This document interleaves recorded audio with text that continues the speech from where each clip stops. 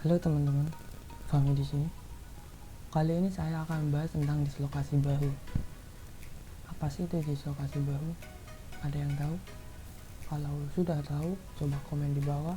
Kalau belum tahu, tonton terus video ini. Oke? Tapi sebelum nonton video ini, jangan lupa like, comment, and subscribe. Oke? Dislokasi bahu adalah kondisi saat bonggol tulang lengan bagian atas terlepas dari sendi bahu. Sendi bahu merupakan sendi yang paling mudah mengalami dislokasi karena dapat digerakkan di berbagai arah. Rongga pada sendi ini adalah rongga yang paling dangkal. Meskipun dapat terlepas ke arah belakang maupun depan atau mana saja, tulang lengan atas lebih sering terlepas ke arah depan, atau bisa disebut dislokasi bahu anterior. Kondisi ini umumnya terjadi ketika seseorang melakukan gerakan melempar atau saat terjatuh. Kondisi bahu dapat terjadi pada siapa saja, namun kondisi ini lebih rentan dialami oleh lansia, pria berusia di bawah 30 tahun, dan penderita kelainan sendi yang terlalu lentur. Gejala ini ada 4, yaitu perubahan bentuk bahu yang biasanya tampak bulat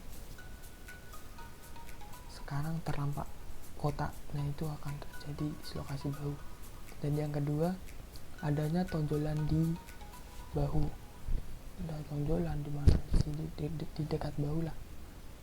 Lengan tidak berada di posisi yang seharusnya di sini, ternyata di sini atau gimana. Bengkak dan memar di sekitar bahu. Sekitar bahu ada bengkak atau memar. Seseorang yang mengalami dislokasi bahu akan merasakan nyeri serta sulit menggerakkan lengan. Otot di sekitar bahu juga terasa tegang atau terjadi mati rasa di leher hingga ke jari.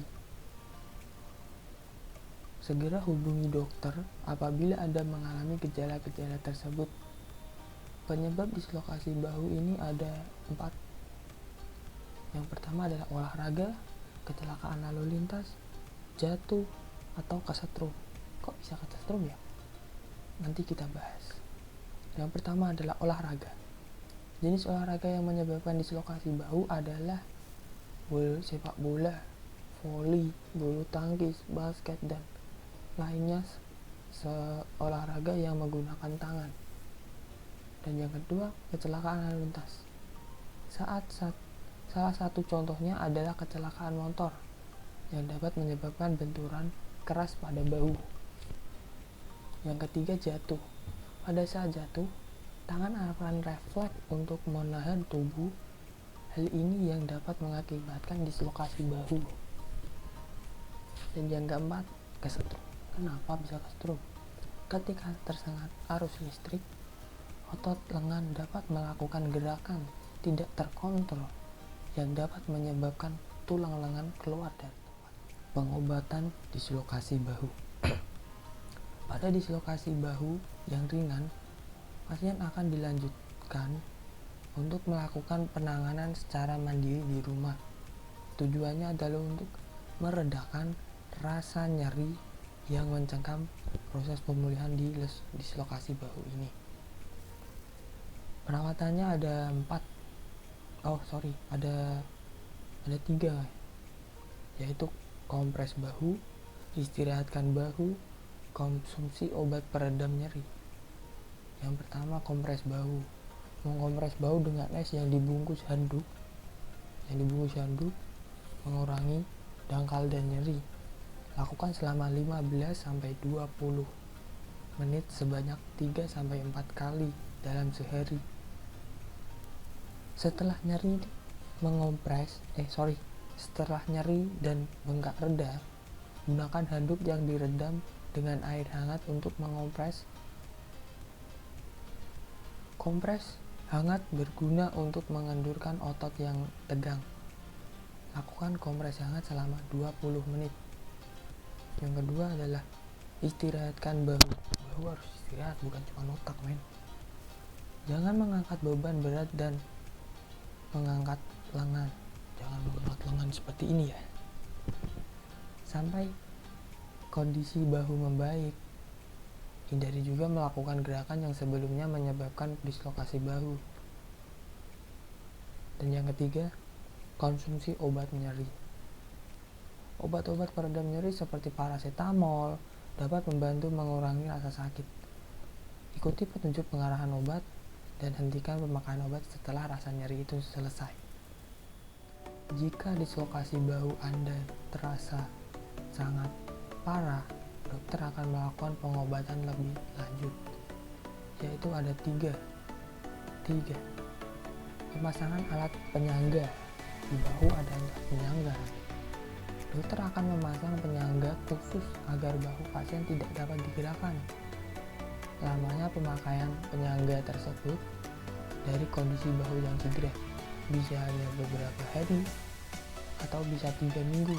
Namun, pemulihan total dapat memakan waktu 3-4 bulan. Lama banget. Emang kalau ingin sembuh memang lama. Yang kedua, reposi bahu atau reduksi tertutup.